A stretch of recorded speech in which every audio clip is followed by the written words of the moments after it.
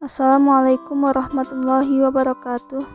Perkenalkan, nama saya Syifa Nurrahmah dari kelas PS10 dari Prodi Manajemen Informatika.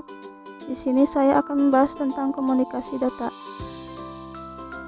Apa itu komunikasi data? Istilah yang sangat penting untuk diketahui semua orang, salah satunya yakni tentang komunikasi data. Karena istilah tersebut sebenarnya populer di kehidupan era kini.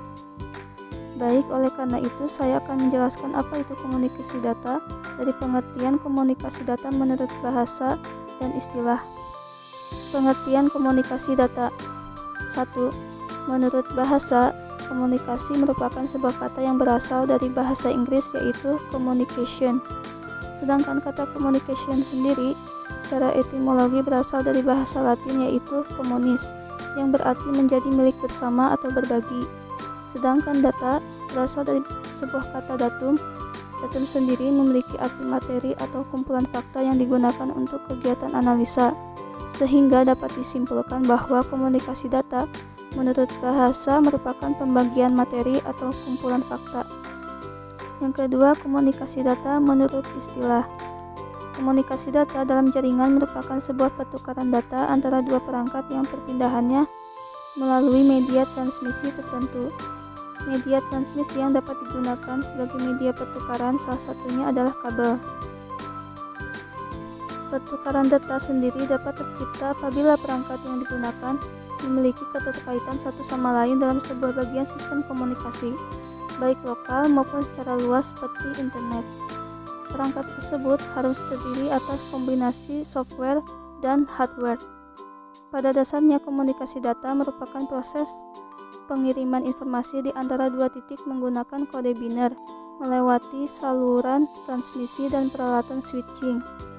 Bisa antara komputer dan komputer, komputer dengan terminal, atau komputer dengan peralatan, atau juga peralatan dengan peralatan menurut Wikipedia. Karakteristik komunikasi data. Karakteristik pertama yakni pengiriman. Hal ini terlihat dari sistem yang harus mentransfer data ke tujuan yang telah ditentukan. Kemudian data tersebut harus diterima oleh perangkat. Karakteristik kedua adalah akurasi. Pada karakteristik ini, sistem harus memberikan data yang akurat. Kemudian data tersebut akan diubah ke dalam transmisi. Setelah data sudah berubah, maka data akan meninggalkan sumber dan data yang tidak dikoreksi sudah pasti tidak dapat digunakan. Yang ketiga yaitu ketepatan waktu. Piranti perangkat harus mengirimkan data akurat pada waktu yang tepat. Apabila waktu pengiriman terlambat, maka data tidak akan berguna. Hal semacam ini dapat disebut juga dengan pengiriman transmisi real time. Yang keempat yaitu jitter. Jitter merupakan karakteristik komunikasi data yang mengarah pada variasi waktu kedatangan data sendiri. Lebih tepatnya mengacu pada keterlambatan yang tidak merata sehingga akan menyebabkan kualitas data yang dihasilkan akan berbeda. Komponen-komponen komunikasi data. Ada 5 komponen komunikasi data yang perlu diketahui, yaitu komponen pertama adalah source atau sumber yang membangkitkan data atau informasi yang akan dikirimkan. Sumber dalam hal ini dapat berupa alat input pada perangkat komputer atau laptop.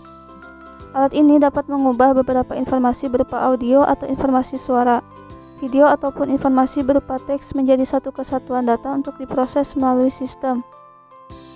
Yang kedua, transmitter. Transmitter atau disebut juga dengan pengirim merupakan sebuah alat yang berguna untuk memproses data-data yang berasal dari komponen pertama, yaitu sumber untuk disalurkan ke sistem transmisi. Alat ini berbentuk komputer personal yang bisa digunakan untuk mengolah segala bentuk data. Komponen yang ketiga yaitu sistem transmisi. Sistem transmisi merupakan sebuah jalur transmisi tunggal ataupun jalur kompleks yang menghubungkan dua sistem, yakni sumber dan tujuan. Secara fisik, alat ini dapat berupa media wireline atau media wireless. Jalur transmisi tunggal dalam sistem transmisi ini adalah satu segmen jaringan yang perangkat pengirim dan penerimanya merupakan satu jenis media yang sama. Sedangkan jalur kompleks adalah kedua perangkat pengirim dan penerima yang dihubungkan oleh satu sistem operasi yang sama.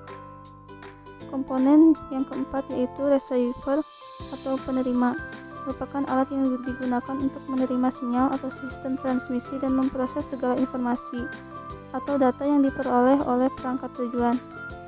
Dalam bentuk fisiknya, alat ini dapat berupa komputer personal yang berfungsi secara umum. Komponen yang kelima yaitu yang terakhir adalah destination atau tujuan. Komponen ini merupakan komponen yang menangkap informasi atau data yang dihasilkan oleh penerima. Data yang dihasilkan oleh perangkat tujuan selanjutnya akan diubah menjadi jenis data yang sama dengan data yang dikirimkan oleh perangkat sumber. Macam-macam komunikasi data. 1. Komunikasi data melalui infrastruktur terestrial. Komunikasi data jenis ini merupakan pertukaran data yang menggunakan jaringan kabel atau nirkabel sebagai media transmisinya. Komunikasi data jenis ini menjadi jenis komunikasi data yang membutuhkan banyak biaya pada saat infrastrukturnya. Yang kedua, komunikasi data melalui satelit.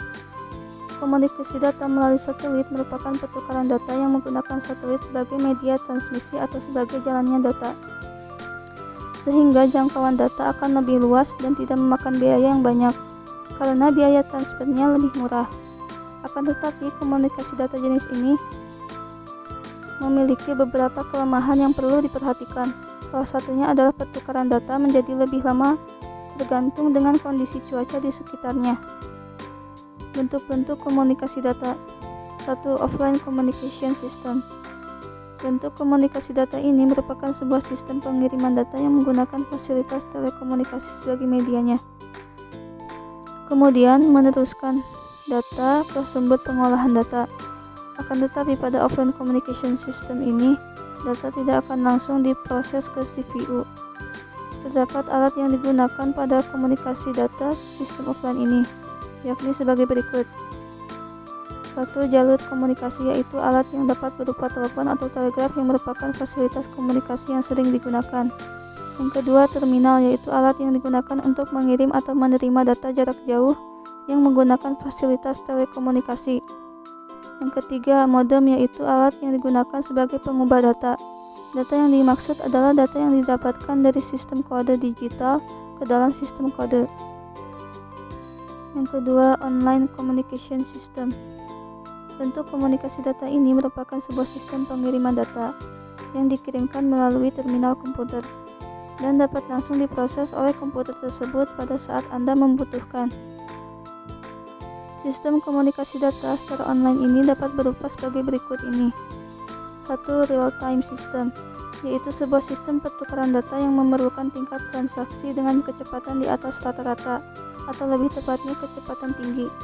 Yang kedua, batch processing, yaitu sebuah teknik pengolahan data yang digunakan dengan cara menumpuk data terlebih dahulu, kemudian data tersebut akan dikelompokkan berdasarkan nama batch. Yang ketiga, time sharing system, yaitu salah satu teknik pemakaian secara online yang digunakan oleh beberapa user. Fungsi dan tujuan komunikasi data yaitu 1.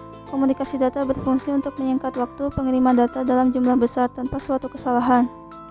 2. Penggunaan sistem komputer atau peralatan pendukungnya sangat memungkinkan untuk digunakan pada jarak jauh. 3. Dapat mendukung sistem manajemen dalam hal pengontrolan karena dapat menggunakan sistem komputer secara terpusat dan tersebar. 4. Dapat digunakan sebagai alat komunikasi bagi orang-orang yang memiliki lokasi geografis yang berbeda atau berjauhan. Contohnya, pekerjaan dua orang yang berada di dua negara yang berbeda. 5. Mampu menyebarkan informasi dalam jumlah banyak dengan kecepatan yang mumpuni dan tanpa suatu kesalahan. Demikian penjelasan tentang komunikasi data. Sekian dan terima kasih. Wassalamualaikum warahmatullahi wabarakatuh.